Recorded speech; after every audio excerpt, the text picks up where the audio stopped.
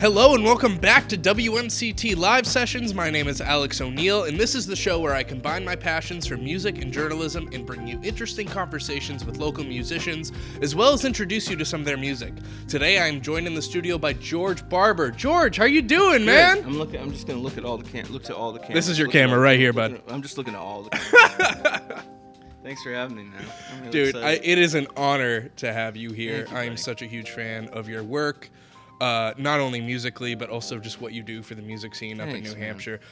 So let's get into it. George is such a talented fella. He is a multi-instrumentalist, a singer-songwriter, and in addition to his many talents on stage, he is also talented behind the scenes, setting up shows for local bands and touring acts with his New Hampshire-based record label, Dead Archer Records. Would you mind telling us a little bit about Dead Archer before we get into the music, man? Yeah, I wanted to find a way to make less money as a musician, and so I said maybe a record label. No, I sort of have kind of felt like the scenes that I've always really admired in whatever city or little town or college town or whatever, the things, there were some touchstone kind of cornerstone things, right?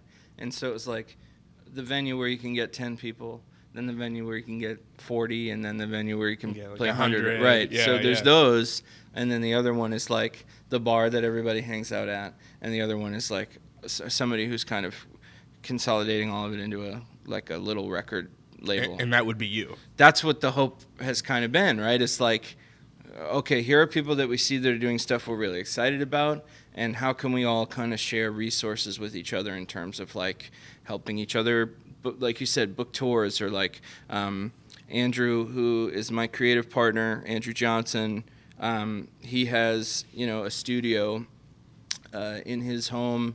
That's a beautiful setup. And so, if you're a band that's like been playing for a bit and you want to cut a single, it's like, cool, we want to help you do that, and then also help you put it out somewhere, and Mike Flatt, who's our business partner in that, he's got a lot of knowledge in the kind of machinery of the music business. So Nice. It's really, like I said, it's like a resource share. That was really the hope the whole time. So I mean, you definitely seem to be accomplishing that, and it's good that you have just so many people in your network, so many different talents, like bringing them all together. It's really amazing to see what you can do to keep the music scene alive and well in New Hampshire. Thank you. Yeah, it's been really fun. Hell yeah. So tell me a little bit about the first song you're going to play for us. Okay. Well, the first song is off of a new record that'll be out the 21st of April.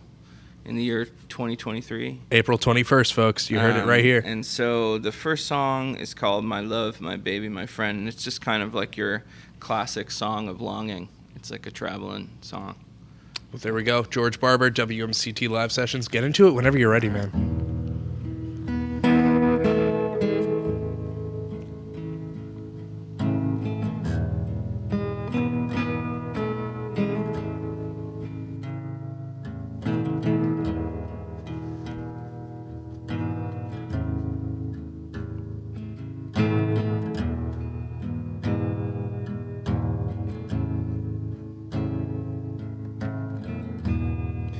Will the hours grow long as I sing you this song in the night? Dances in with the dark.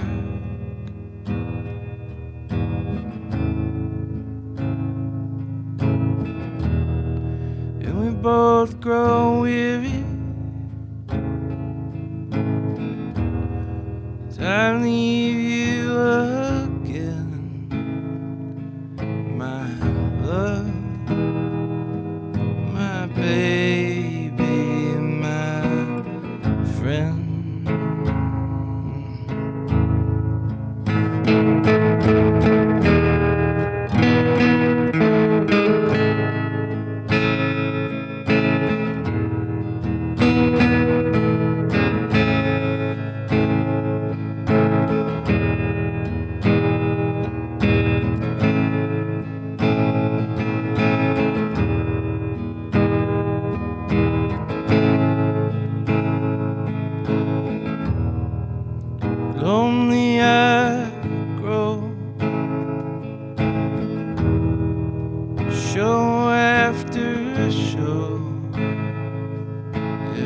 song.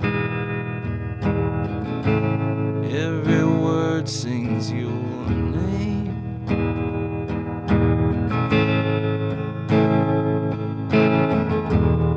So I wait for the night, and the promise it sends. My love, my baby, my friend.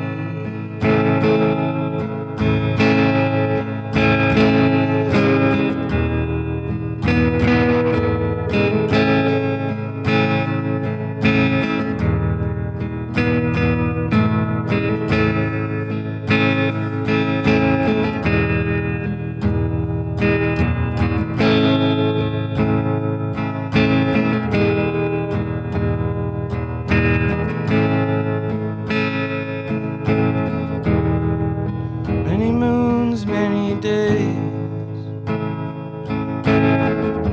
since beside you I've laid your heavy heart next to mine, and again,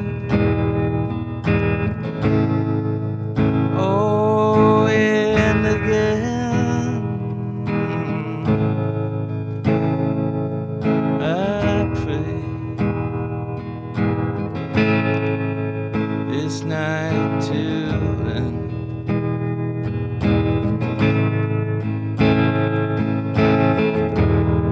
And this letter I send till I see you again. Thanks, man. So tell me a little bit about what that song's about. Obviously, very, very introspective, very personal on that one. Sure.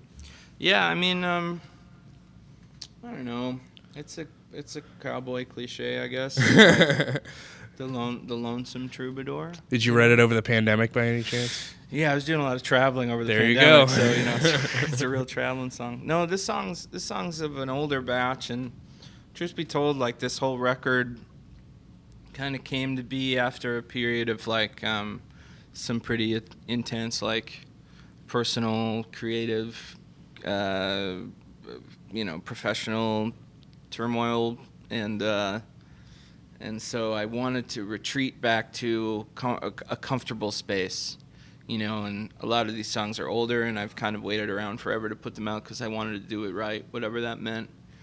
And instead with this, I just was like, okay, I need to just play some songs, I feel like doing it right sort of means different things at different times. You know what I mean? Yeah.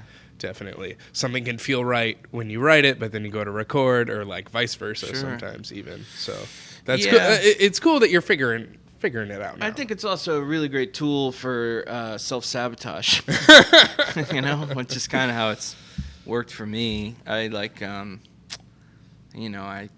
be like, man, how come I'm not like getting to do more of whatever? And I'm like, well, you haven't put a thing out.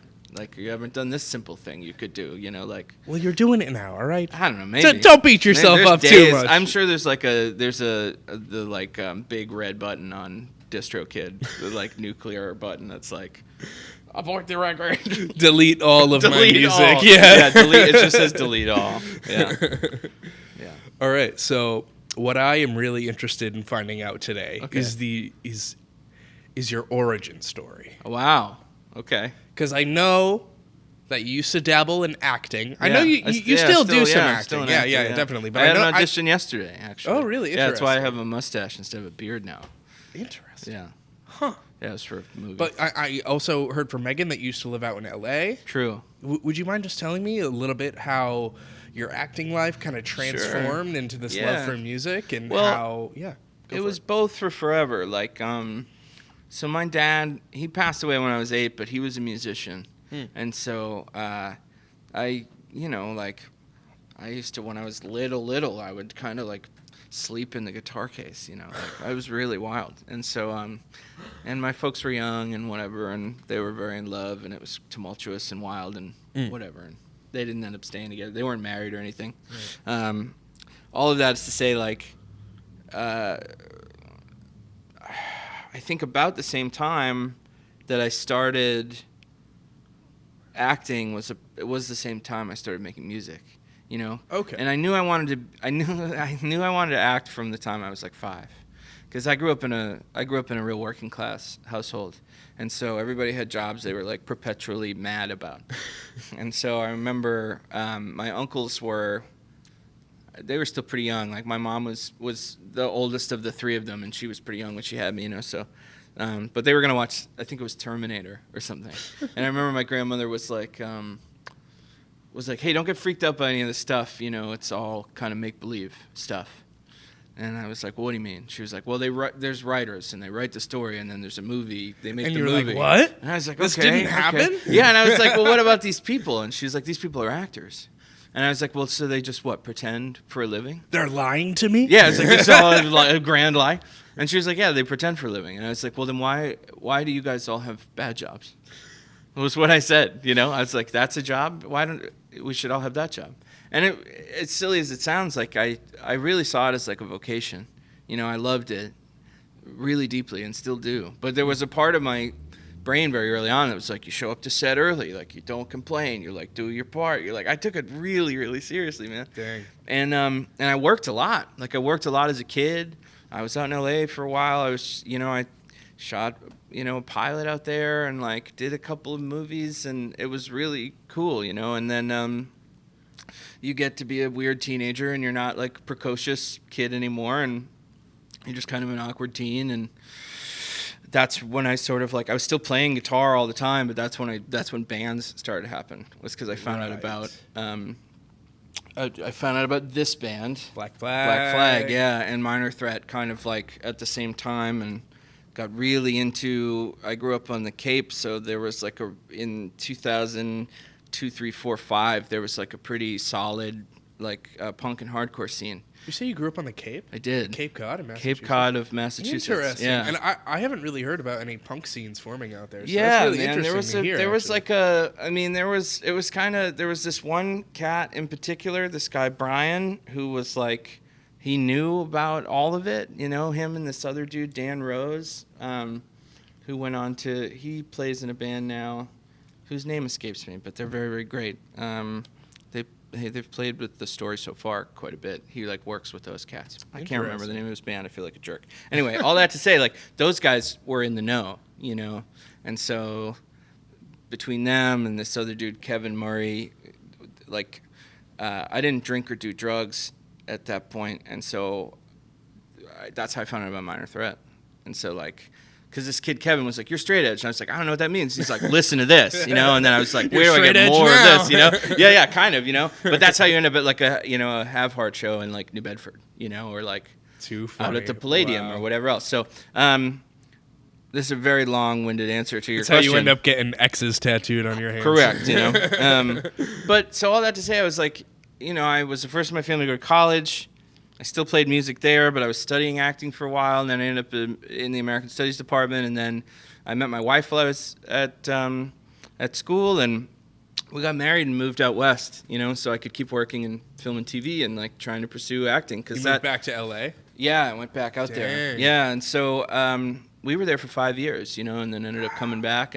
But in that time, you know, I was performing at the UCB Theater, and I was working there as a theater manager, and doing improv and doing stand-up and acting and film and TV stuff, and crazy. And then and kept missing Megan like a ship in the night. We were there for a little while at the same time, and like that's Megan from work. Who Megan was from on, work. Shout out a Megan. month ago. We love them. We love them so much, and yeah, so that was like a thing that's been funny in our combined personal histories. Is like, I don't know. Anyway, so yeah. So what made you move back east? Well, my wife's from New Hampshire, and her dad was having some health stuff, and they have like a large family farm. It's just like a gentleman farm, you know. It's like they don't sell anything or whatever, but it was a lot of like tractors and machinery and whatever else. And so the company she was working for was going through some restructuring, which is a polite way of saying like crumbling.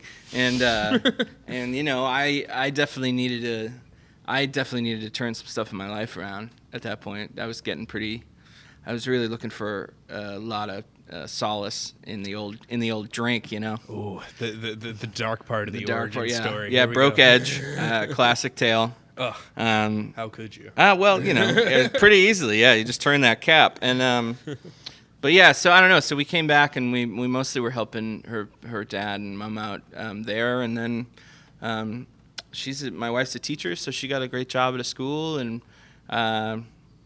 we've kind of stuck around. But I mean, I'm very grateful. We've got a really wonderful community here, and like I said, I'm still getting to like we got back to making music because of it, because I kind of landed back in New England and was like, well, I have nothing else but songs and a guitar, so. That's awesome. Yeah. I'm so happy it worked out that way. Yeah, me too. Because now we're here in this studio listening to your music, and it's great. Yeah, it's a lot of fun, man. So one more piece of the origin story I want to know. What was the name of the first band you ever played in? Okay, the name of the first band I was in, it depends on who you talk to.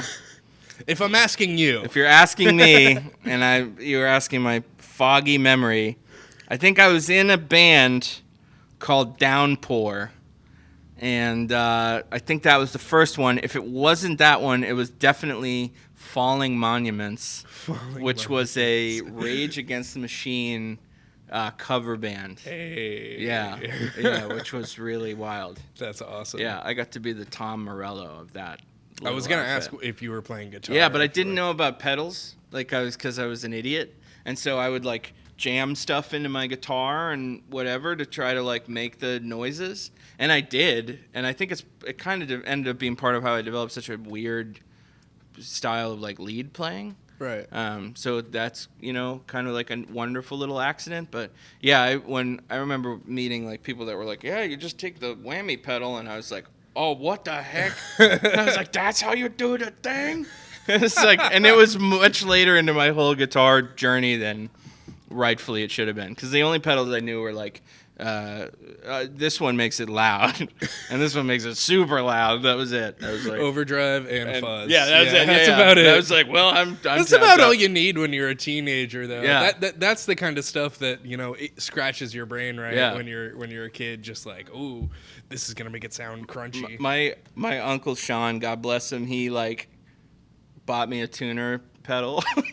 It's like and you were like, this is garbage. The first like real soft like buddy, you're making some big choices. You need help. There was a real it was an olive branch to from the greater music world at large to me of like, we're gonna let you keep being an insane person, but can you at least put this in E, please? So. Yeah, we all get there at different times. Yeah, that's true. Yeah, we all have different journeys. Yeah, and I got to Big Muff before tuner. So, my gosh. Yeah. I can't say I was much different, but mine was like a Behringer distortion pedal that I bought for $20 at Guitar Center. Amazing. Before I got a tuner. Do you remember? I know this is your interview, so no, you're good. Do you remember Daddy's Junkie Music? Yes, we were just talking about that at Jitto practice. What a haven that was. People miss that place like crazy. I still miss it. It's probably been gone 20 years. It's probably been gone longer than I was ever going to. My generation's still talking about it, so. Yeah. Crazy. Yeah, I got like my first like really nice guitar there. What was it? I got an SG. Ooh. That like faded SG that everybody got in the year 2004 to 2007. Everybody got one of those. There was a reason everyone got it, because that thing is... They are great. It's nice. They're really great, yeah. Really great. That was like a golden era for like bargain basement Gibsons. Good stuff. Yeah. Crazy. I almost forgot they were supposed to be like showing people your music. I'm just enjoying talking to you so much. Me too, man. Well, what's the next song you're gonna play? Well, Let's so get into in the spirit of LA and LA stories, I think like one of the qualifying characters of people that you meet out there is like they show up and they're like, it's okay, I'm here. Like, it's got to happen now. I'm here. And it's like, this, you got to do some stuff. I moved to LA. I better make it like lead role in a movie. Yeah, like next I got my apartment. Like, get me an agent. Yeah, exactly. And one of the best pieces of advice I ever got from somebody was like, as soon as I got there, they were like, "Hey, man, this is a 10-year town," And I just remember being like, "Wow, okay." That's not what I want to hear. Yeah, but it was good. It was good for me because and I still had all of the delusions of grandeur, but it was like, anytime a thing would come and then go, I'd be like, well, I'm only 3 years in. I'm only 5 years in. You know what I mean? You kind of like, it was good to measure expectation. But this song is called 10-Year Town, and it's about places like Nashville and New York and LA that are, where people go with their big Hard dreams. to make it. Yeah. 10-Year Town, George Barber. Get into it whenever you're ready.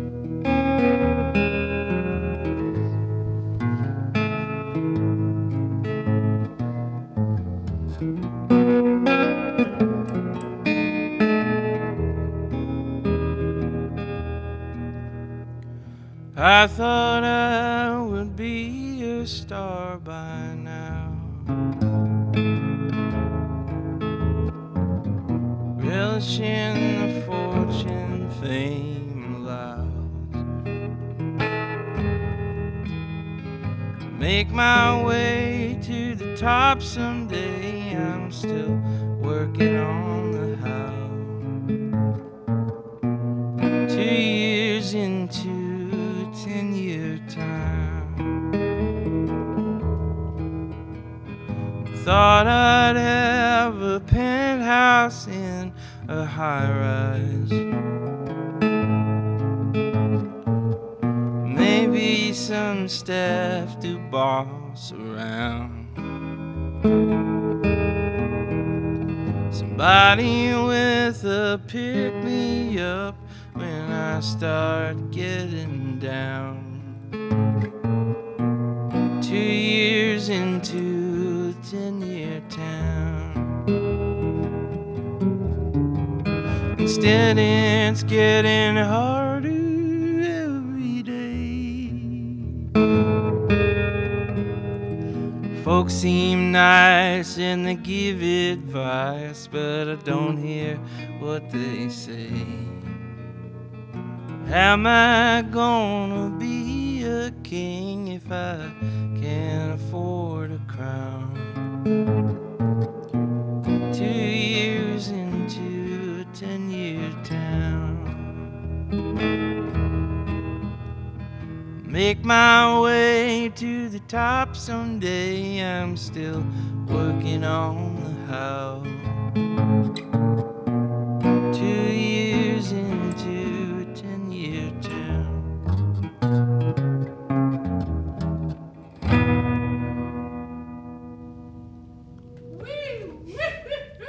Thanks. That was awesome. I love the part in that song about I thought I'd have some people I could boss around by now. Yeah. Well, it's a wild thing, like, I don't know. I don't want to sound like a jerk. I guess I am anyways. Who cares? But like, there's people that are trying to be famous, and there's people that are trying to make things. Right. And I think people that are trying to be famous, like, definitely fall into the category of being like, why am I not being taken care of presently? Why doesn't everyone know how great I am? Yeah. No, I understand that completely. And it's manifesting We've all everywhere, witnessed it. which is wild to watch. Do you think over the years you've gotten better at being able to tell who's in it for the money and who is in it just because they love it? Yeah, 100%. And what do you have to attribute to that? Who they're talking to. Like, I remember working on a set really early on, and I was working with an actor, and they were over talking with, like, the Grips and the Teamsters and all the kind of like those cats, right? And they're a name, they're like a big name actor. Okay. And like and I remember a PA came over and kind of like started bossing those cats around, and I remember the actor stepped in and was like, "This is not how you talk to people," to the PA, And it was really wild, and I remember kind of later on, after the kind of tension had settled, this actor was like, "Look, like, we're all trying to make this thing. Like, we're all really just trying to do this very strange thing together." And so when I come onto a set, in particular, like if I'm 5th, 6th on the call sheet and like the guy who's like number 4 is like starting to be like pissy your coffee's not arrived yet, like I'm like, buddy, you're fine. And in terms of music stuff, it's kind of the same thing. It's like when I talk to people, I want to hear about like what are you excited about still? Yeah, what drives them? What is like what music are you excited by? Like what are, and like less about like opportunity and metrics and kind of whatever, which is important, and I get it, and it's how the machine works, but I don't know. I think it's like certainly it's a lot more thankless in music. You're like desperately trying to put stuff together all the time, but there's people that grind really hard and make beautiful stuff, and it's really, that's like inspiring. I think that's the thing that like at this particular stage in my life, I'm like, when I see people that are really trying to do a thing, that's what gets me excited. It's less knowing like someone's like kind of, it's knowing the people that are really serious because of how hard they're putting work in and like what stuff they're putting work in on. Then I'm like, yeah, that rules. Heck yeah. Yeah. Sweet. Yeah. So you also dabbled in stand-up comedy for a bit? Yeah. What was that like? And did you ever get heckled? Like to the point where you just kind of like gave it up halfway through your bit? No, I never really, I mean, I've been heckled playing music way more than I've been heckled doing stand-up. Wait, really? Yeah. That is super surprising to hear. I mean, when you play like Dale's Chicken Finger Hut in like Shrewsbury on like on like Cinco de Mayo, you're probably going to get heckled more than like, if you're doing like a room where people know comedy's about to happen. Fair enough. So Dale's Chicken Finger Hut. Yeah, shout out to Dale's Chicken in Shrewsbury, Mass. Anyway, that place doesn't exist. That's a hypothetical. But too far. No, what was my experience like? Well, I started when I was a kid. It was another thing when I was a kid. So I remember like going up to you had lots of hobbies. The Ha Ha Club crazy. Or whatever it's called, next to the Kowloon, that spot. And I would like sit with the hostess and drink like Roy Rogers until it was my turn to like get up and do the 5 minutes at the mic. And I was like 13.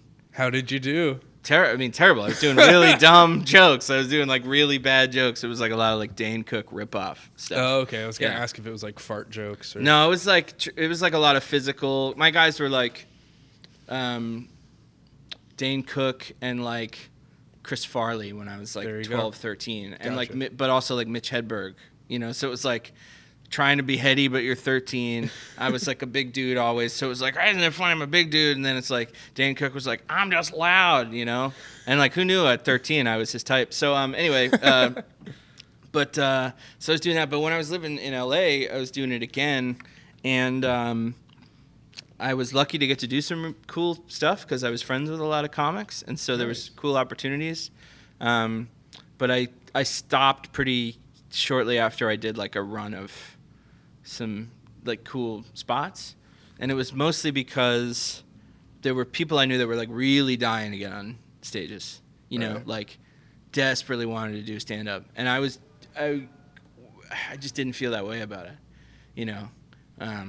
and so I was like, I don't want to be just another dude on it just who's like taking time, Fair. Do you ever feel that way with music though? Yeah, all the time. I would love a reason to quit any day. What do you do to combat that then? I don't know yet. I don't know what I do to combat it. It's just kind of always there lurking, and you just haven't given in yet. Yeah, I can't. I don't know how to quit stuff, really. Like which is an ironic thing to say as a person in recovery, but like I think for like, I don't know, man. I've been an artist my whole life, so it's like my friend Jake Fallon, who's an actor and comedian, who's incredible. He lives in New York. We were talking yesterday where it was like, man, like we are the most ambitious dudes that have ever tried to like quit acting. You know what I mean? Like, because there's been multiple times where like one of us has called the other and been like, yeah, man, I think I'm done. And then like a week and a half later, you're like, how's it going? And it's like, yeah, I just took this like intensive workshop. You know what I mean? It's like, and so, it's like, got a couple auditions coming up. Yeah, right. Yeah, I'm on my way to a thing right now. I'm rehearsing for a play, And as far as music goes, like, I don't know, I get frustrated about stuff where I'm like, I wish I had done a better job at whatever. I wish I were farther along in whatever that is. Don't we all? And it's a thing that doesn't exist, really. I don't have, and it's tied to a lot of the stuff that I am not good at, which is a lot of the sort of like clerical ends of the sharing art and doing the thing in the world that we live in. Right. And all of that to say, like, yeah, I get to this thing where I'm like, truly nobody cares. I'll just stop doing it. I'll just stop. No one will know. And then I'll go write like 5 new things and send it to Andrew Johnson and bother him. And there you go. It's funny you say like, well, if no one cares, it's like people care. Yeah. Like that's the thing about the music community that you have going on up in New Hampshire. It's like people really care. Yeah. And it's funny too because like I've even told friends like, oh, I have this show in New Hampshire coming up, and they kind of like look at me funny. Yeah. And I think it's like they don't expect there to be like a thriving music scene up there. Yeah, there are. But no, it there's totally exists. There's definitely pockets of cool stuff. I mean, like Seacoast has some really great bands that are doing really cool things, and same with Manchester, same with Keene. North Conway and Conway, like way up north. And then into like Franconia Notch, there's like a really cool venue up there that's like putting up cool bands. That was the last place I know. expected. I know, the White Mountains? Yeah, it's way up in the White Mountains. There's like cool stuff happening. Interesting. Yeah, I don't know, man. I guess I just like, I don't know. It's like I've always said, my self-esteem's not great. It never has been. So well, you're still here. I know. So it must be. Me and there the must be a roaches. shred of it hanging on at least. Yeah. That's awesome. So, what's it like balancing a job? I know you have a wife, like your family responsibilities, and like doing this music thing. Does that stress ever like really get to you? I mean, I think another side effect of how long I've been doing this, like my wife and I met when we were 18, and so I was already like pretty, I was like, this is what I want to do. These are the things that I really love, and these are the things I want to do. So like, I think if I'm 34 now, so if I think in the last 4 years I've been like, babe, I'm leaving the accounting firm, and we're gonna play some sad folk music. That would be. I'm gonna busk for a living. Yeah, right. I think things would be way different, and stresses would be way different. I think what's hard is like, I don't know. The only thing that's like ever really tough to balance at this point is just like that. There's not money to be made in the arts in the way that there was in opportunities not that long ago. Very true. But also on the other side of that is like, there's not a lot of money to be made doing much. I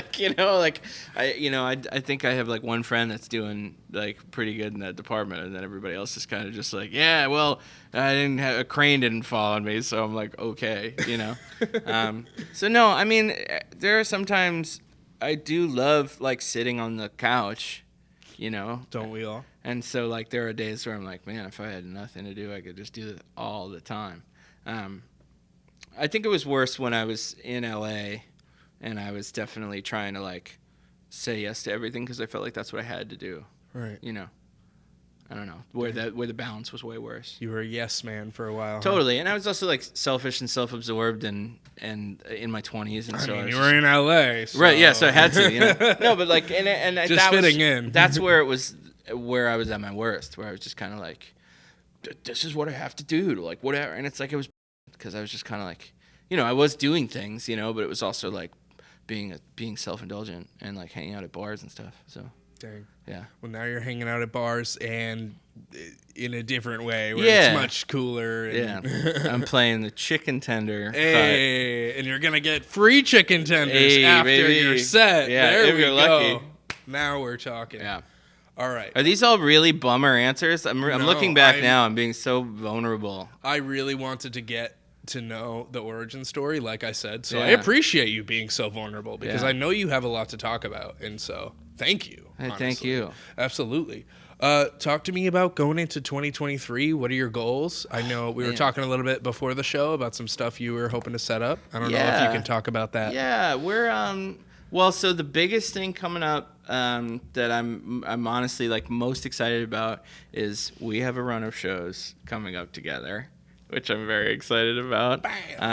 My band Villains that I'm in, we have some shows, and then we have our big fest that I'm really excited, the Bones and Arrows Festival. And where is that? That's going to be at the Stone Church Music Club on the 29th of this month. Newmarket, New Hampshire. 29th of this month, and it's all day. There's going to be a ton of incredible bands. I'm really, really excited. It's our second year getting to do it. I know there's a band from Tennessee coming. There's bands from Maine. Yeah, it's really, really cool. We kind of went all out in terms of just trying to like have every little corner of the world represented. So all right, what's this third song you're gonna play for us? Is this the last one you have prepared? Yeah. I almost want you to keep going. Well, that's very kind. That's very kind. We'll just do the last one. Okay. Yeah, this last one is actually about. These are good. What you've done is set up good segues to all of these songs. So good. I'm glad. This is kind of about like, I write a lot of. It's personal stuff, but I try to do it in a character-y lens of some degree. Right. To try to pretend I have distance from it, which is an absolute lie to me and everybody else. But this is about like the promises, like the sort of fumbly promises you make when things aren't. To yourself or other people? To other people when you're trying to make things work. So, what's the song called? This song is called Remind Me That I'm Your Man. Remind Me That I'm Your Man. Yeah. George Barber, WMCT Live Sessions. Thank you so much for coming today, dude. This is freaking awesome. It's been really fun. So much fun. All right, get into it whenever you're ready. Sounds good.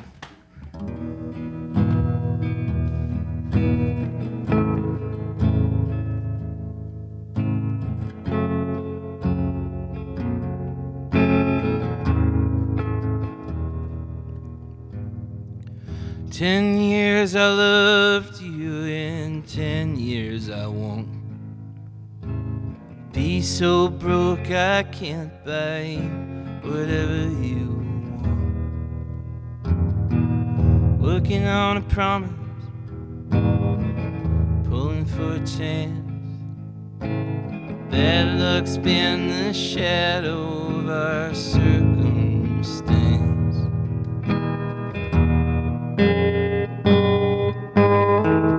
Pocket full of wood,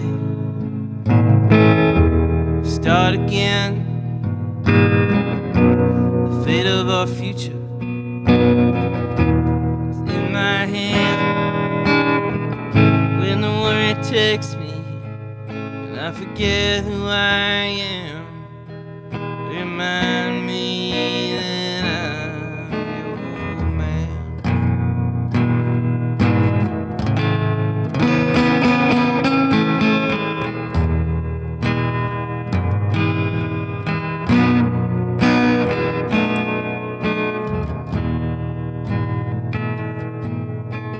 Times made you wiser and times made you bold. Time has made me weary, time has made me cold. Roaming here together, stumbling through the dark. I will be your lantern if you'll be my spark.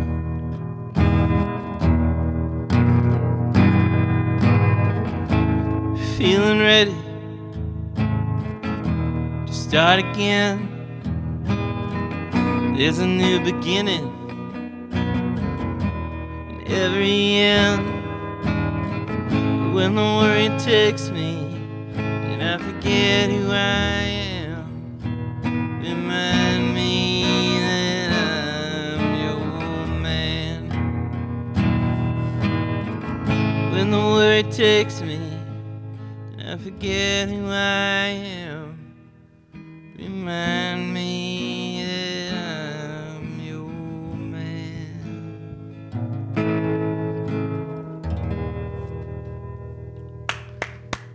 Thanks, man.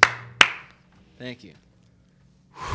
Thanks. A little bit of a grounding song. Just saying, remind me. Just remind me who I am, at the end of the day. Yeah. Wow. Gotta right size yourself every once in a while, Jeez. Yeah. Often are you thinking about your wife when you're writing music? Yeah, I mean, I'm thinking, I mean, you know, yeah. Yeah, you know. I'm thinking about all of it, you know. I'm thinking about, like, I don't know. It's an interesting thing. There's, like, there's sort of, like, little, it's sort of moments of things. I think part of it is, I heard this story one time, you know, Steve Earle had a song. I really love Steve Earle. Steve Earle had this song that was really popular when Copperhead Road came out, I think was the record. Or maybe it was Guitar Town is what it was. Guitar Town came out. So he was playing, and he was on his way from Texas back to Tennessee, and he's at a truck stop, right? And this trucker is like, hey, man, I really love that one song you got about being on the road and, like, missing your kids. Like, that meant a lot to me. I'm on the road, you know, 300 days a year or whatever, this truck driver. Right. He's really touched by it, you know. And so he keeps going, you know, they drive on, they end up back in Nashville, and they're playing the Grand Ole Opry, and he's standing side stage at the Grand Ole Opry, and who's standing next to him? The truck driver?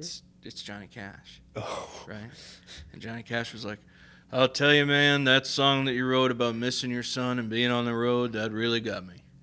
You know? And he said that in that moment, he realized that that's the job. It's like, it's to connect those two guys, right? So it's like, he was writing about a singular experience in his life. Right. Talking about missing, you know, his son, Justin Towns, R.I.P. And so that's kind of where I come from in the writing. It's like, certainly it's stuff from my life, and certainly, you know, it's like moments I'll have, you know, like with my wife or with my friends, or, you know, when I'm alone or whatever. But I'm trying to write it from a place where it's kind of for as many folks as it can be. Right. In the sense of, you know, it's like trying to say, like, hey, you're not alone in it, you know?